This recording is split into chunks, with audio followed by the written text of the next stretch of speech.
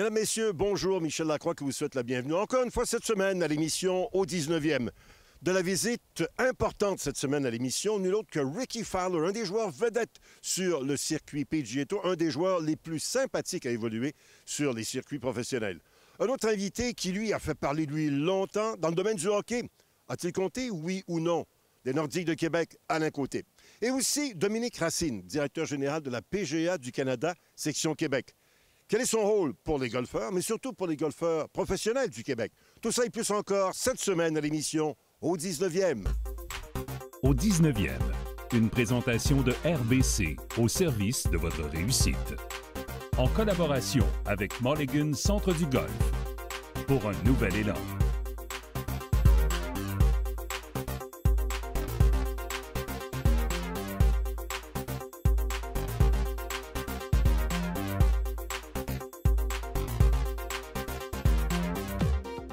La rencontre de la semaine est une présentation du club de golf Atlantide, plongé dans le monde de l'Atlantide. En compagnie d'Alain Côté, ex-joueur de hockey. Alain Côté, bienvenue à l'émission au 19e. Bien, merci beaucoup. Parlons de golf un peu. Comment on a découvert ce sport-là? Ah mon Dieu, c'est après le hockey. Donc, je pourrais dire après la saison de hockey, quand j'étais plus jeune, à un moment donné, c'est ça. Là, on a toujours invité à des tournois, tout ça. Fait que, j'ai jamais joué avant ça, mais après ça, avec les tournois, tout ça. Fait qu'à un moment donné, on s'est mis à jouer au golf un peu. On joue pas beaucoup non plus, là. Je te dirais peut-être une fois par semaine. Mais c'est ça, c'est toujours agréable. On s'amuse. On s'amuse. Qui t'a tiré justement vers ce sport-là? Est-ce que c'est un joueur, c'est un coach ou c'est pour une fondation? Non, c'est une gang, tu veux dire, de joueurs avec qui on jouait, puis à un moment donné, bien, c'est ça. Puis chacun avait son tournoi. Moi, j'avais mon tournoi à Matane que j'ai encore d'ailleurs. Après ça, j'en avais un à Chicoutimi quand j'ai joué junior là-bas. Après ça, fait que tout le monde avait un peu son tournoi de golf, et puis tout le monde s'invitait, un bord et de l'autre. Fait que c'est de même que ça a commencé. Est-ce qu'on a un terrain préféré dans la région de Québec? Vu qu'on a joué pour on jouait souvent au Lorette à Québec. Ouais. C'est quand même un très, très beau tournoi. Puis Dave m'invite, il est membre à La Tempête aussi. Là, fait qu'il m'invite de temps en temps à La Tempête. J'aime ça aussi. Okay. C'est fun. Si je joue au golf pour la première fois, c'est quoi les meilleurs conseils que tu peux me donner? Alors, regarde ta balle. Alors, regarde la balle. Est-ce qu'on essaye ça? Oui, on essaye ça? La position initiale d'Alain Côté est naturelle et excellente. Les bras pendent sous les épaules sans aucune tension apparente et il semble bien agrippé au sol alors que son poids est équilibré entre ses orteils et ses talons. De plus, il possède un excellent rythme, spécialement au sommet de l'élan arrière. Malgré une amplitude limitée, il garde une stabilité exemplaire et accélère progressivement. D'ailleurs, plusieurs amateurs vont tenter d'obtenir beaucoup de vitesse, et ce, dès la transition, ce qui n'est pas du tout le cas ici. Le mot d'ordre est « contrôle ». Cependant, un point à améliorer est son équilibre après l'impact. Étant donné que son centre de gravité se dirige vers les orteils, ce qui est fréquent chez les amateurs, il n'est pas en mesure de maintenir sa position finale sur le pied avant. On peut remarquer que son talon avant se soulève, ce qui indique qu'il travaille avec les orteils pour garder son équilibre. Résultat, par réflexe, il doit se retirer complètement de sa position vers l'arrière afin de ne pas tomber vers l'avant. Une meilleure utilisation de ses jambes tout au long de l'élan lui permettrait d'obtenir plus de stabilité, mais également plus de puissance. C'est bon, ça!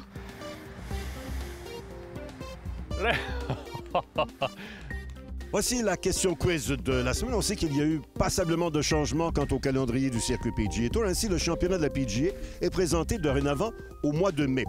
La question, quel est le dernier joueur à avoir remporté ce tournoi majeur 2 années de suite? Est-ce que c'est A, Tiger Woods, B, Jason Day ou C, Rory McIlroy? La réponse après la pause.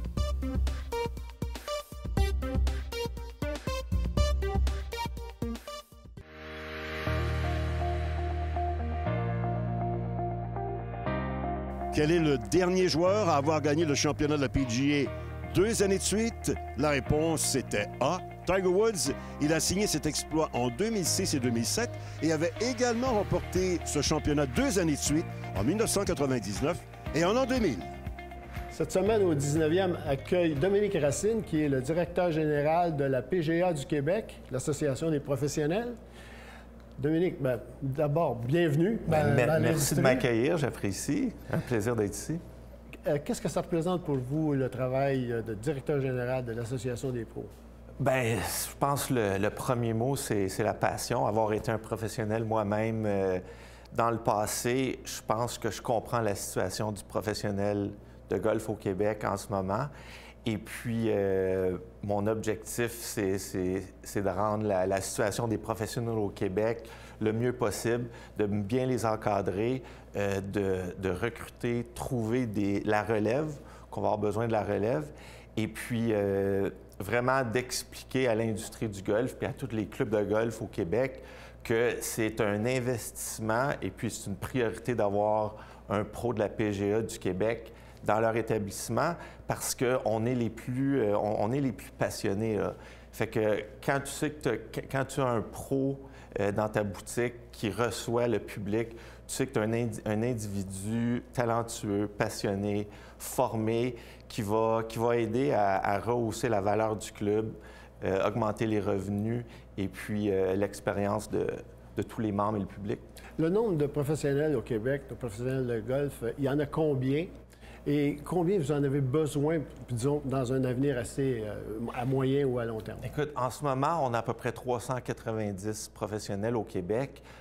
On commence à voir, là, il y a un ralentissement dans la relève. Alors, j'ai un gros travail à faire de ce côté-là. C'est donc une de nos priorités. Et puis, je pense que le nouveau programme de formation va ouvrir ces portes-là. L'ancien programme à la PGA du Canada était un peu restrictif, où en termes, il fallait une éducation collégiale spécifique en affaires. Et puis, il y avait beaucoup d'obstacles pour les jeunes. Maintenant, c'est beaucoup plus inclusif.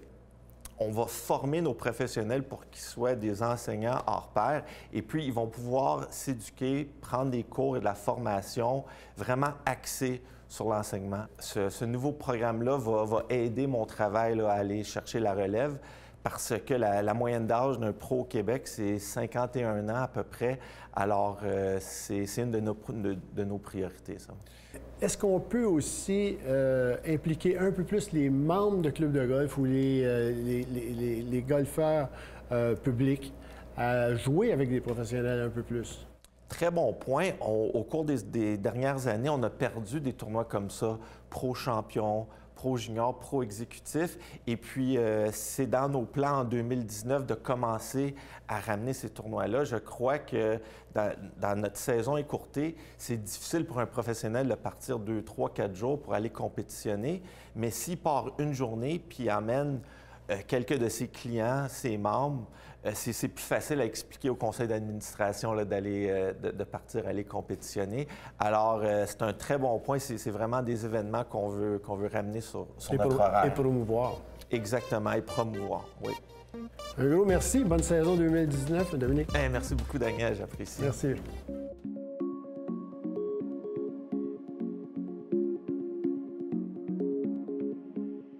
I asked you a question last year, and it was about time management. And you said for the past 4 or 5 seasons, formula was pretty good for you.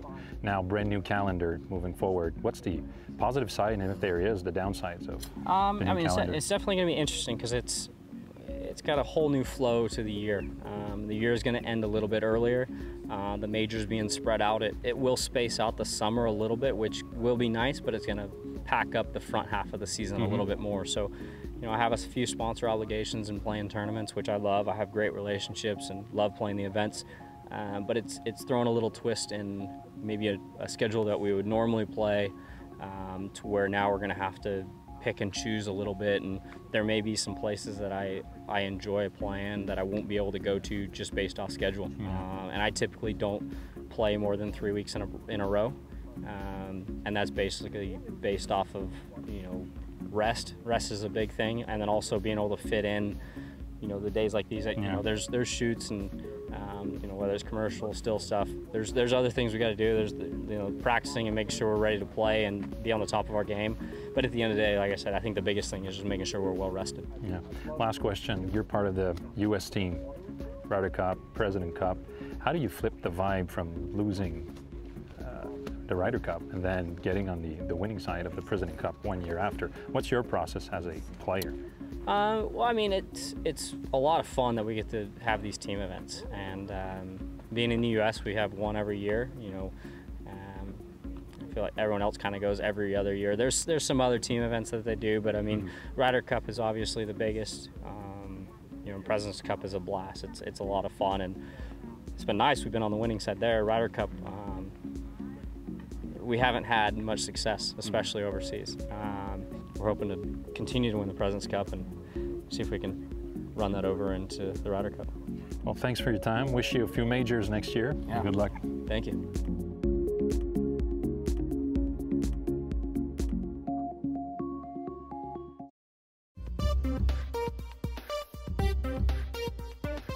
Ce conseil de golf est une présentation de Cobra Puma Golf. J'ai l'impression que les coups d'approche restent un mystère pour beaucoup d'amateurs. Alors aujourd'hui, on va simplifier le tout, un peu comme une recette de cuisine. Le moins d'ingrédients possible et la préparation la plus courte.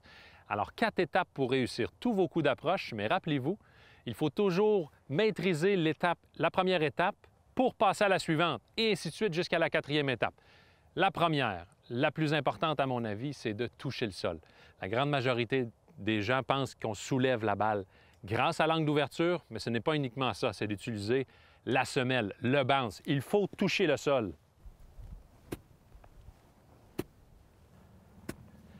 La majorité des gens croient qu'il faut aller chercher la balle parfaitement sans toucher le sol. En fait, vous risquez plus de caloter la balle que de la soulever. Alors, il faut utiliser la semelle, toujours rebondir au sol. Mais à quel endroit? Et c'est là le plus important. Attention, c'est devant la balle, pour s'assurer que la tête de bâton, elle descende dans la zone d'impact pour soulever la balle. Premier exercice hyper simple. L'exercice est simple, c'est de se placer devant une balle, centrée entre les deux pieds, légèrement en retrait, afin de toucher le sol juste à côté. Ça explique le pourquoi des pieds moins larges et le poids légèrement devant. Alors, tant et aussi longtemps que vous ne touchez pas le sol devant la balle de façon régulière et même instinctive, ne passez pas à l'étape 2. Peu importe la manière et la vitesse à laquelle vous y arrivez. L'important, c'est que sur chacun de vos coups d'approche, vous avez l'intention de faire rebondir votre wedge au sol, tout juste devant la balle. La deuxième étape, c'est de bien savoir comment la tête de bâton circule dans la zone d'impact.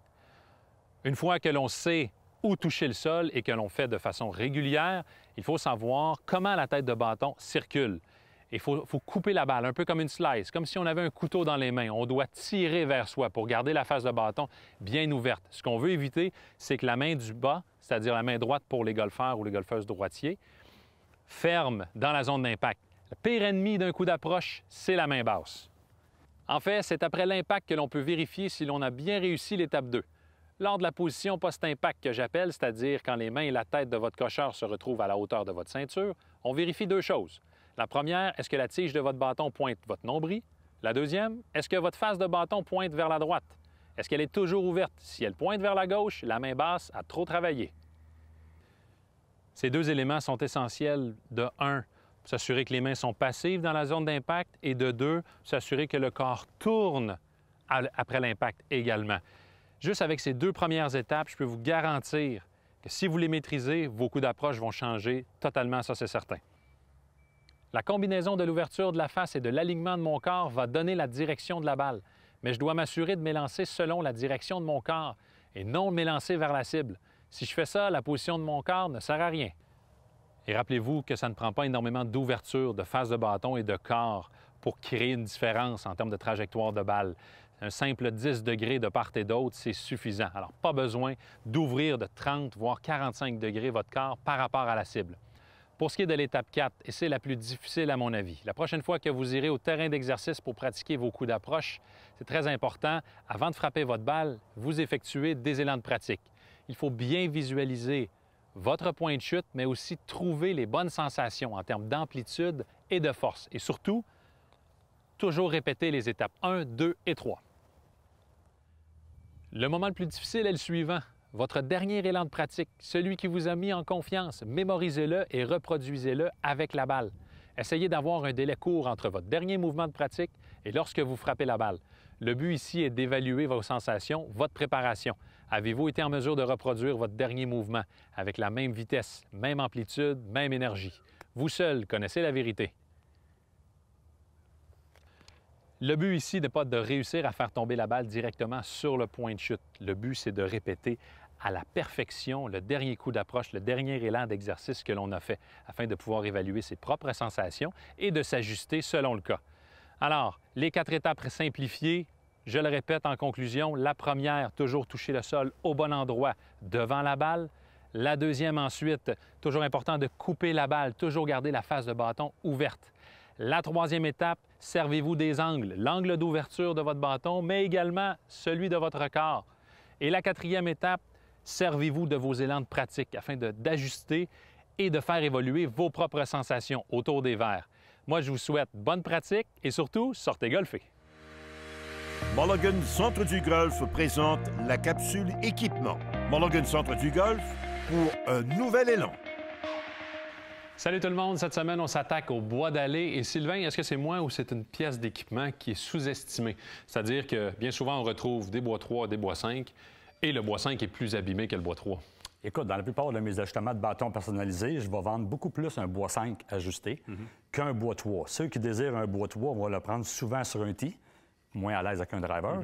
Mais les bois 5, plus de loft, plus de distance automatiquement et plus facile à frapper aussi. Donc, si je suis quelqu'un qui utilise ces bois d'allée dans l'allée, comparativement à quelqu'un qui est sur le terre de départ, je n'ai pas les mêmes caractéristiques. De là, l'importance de se faire ajuster un bon bois d'allée. Bon, on commence rapidement avec le nouveau Epic Flash du côté de Callaway. Écoute, tout comme le bois de départ, c'est un ordinateur ultra puissant qui a conçu la face de ce bois d'allée. Cependant, étant donné que les besoins ne sont pas les mêmes, les formes intérieures de la face ne ressemblent en rien au design du bois de départ. 2 versions sont également disponibles, Epic Flash et Epic Flash Sub-Zero. Oui, et les deux possèdent la technologie OptiFit modifiée. L'embout est plus court au niveau de la tige, donc plus léger pour une meilleure redistribution du poids. Chez TaylorMade, on a maintenant le M5 et M6. Le M6 remplace le M4 de l'année dernière et le M5 remplace la version ajustable de l'année dernière, le M3. Écoute, la technologie Twist Face qui a fait les manchettes l'année dernière dans les bois de départ est maintenant disponible dans les 2 modèles. La tête du M6 est plus volumineuse et possède une couronne en carbone plus imposante que la version de l'année dernière. On voit aussi que la technologie Speed Pocket a été reconfigurée. Oui, ça permet à la tête d'être plus permissive lors des impacts qui surviennent dans le bas de la face. Si on regarde la semelle du M5 maintenant, on voit que l'on est avec un animal complètement différent. Écoute, c'est une construction multimatérielle avec une tête en titane, une couronne en carbone et un poids amovible en acier inoxydable de 65 grammes. Ce poids représente 30 du poids total de la tête, ce qui n'a jamais été vu dans le monde de l'ajustabilité. Quand on pense qu'on a tout vu, les ingénieurs nous proposent toujours quelque chose de nouveau. Maintenant, du côté de Cobra, on avait la version King F8, maintenant King F9. Écoute, comme la plupart des compagnies, ils vont mettre la technologie dans les drivers la première année. La deuxième année, les bois d'allée vont suivre. Le King F9 possède la technologie CNC Milled. Au lieu d'être poli et usiné à la main, on emploie un procédé robotisé pour terminer le travail, ce qui donne un produit final optimal et constant. Surtout lorsque l'on produit des milliers de têtes par année, les ingénieurs ont à trouver le bon procédé. Maintenant, chez Titleist, tout comme les bois de départ, on est retourné à la table à dessin et on présente quelque chose de complètement nouveau. Oui, 2 nouveaux modèles, le TS2 et le TS3. Les deux proposent un look et un volume similaires, même si l'empreinte au sol est légèrement plus large du côté du TS2. On y retrouve la technologie Active Recoil Channel 3.0 au niveau de la semelle qui permet de maximiser le transfert d'énergie de la balle, spécialement dans le bas de la face. Tout comme les bois de départ, la version TS3 offre plus d'ajustabilité. Oui, on retrouve la technologie SureFit CG qui a été améliorée. Elle permet d'ajuster la position du centre de gravité afin d'optimiser la trajectoire de votre balle. Oui, et tu l'as mentionné au début de la chronique, c'est important d'avoir le bon angle d'envol. Maintenant, rappelez-vous que ce n'est pas parce que la trajectoire de balle est très haute que vous perdez nécessairement de la distance. Ça peut être même le contraire. Merci Sylvain. Ça fait plaisir. La semaine prochaine, les hybrides.